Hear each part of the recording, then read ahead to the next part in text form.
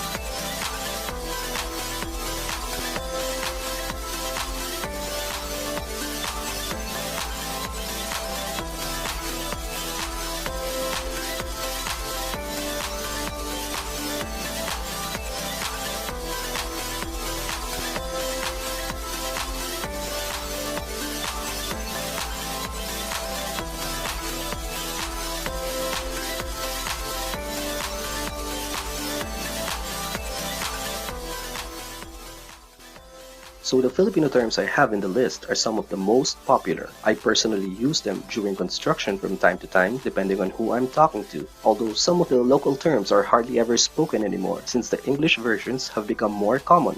Vernacular terms may also vary from one region to another as the Philippines has so many dialects. Do you know more? Comment down below if you do know any other local construction terms not included in this video. I will also put links in the description for the other parts of this video series on Filipino construction terminology.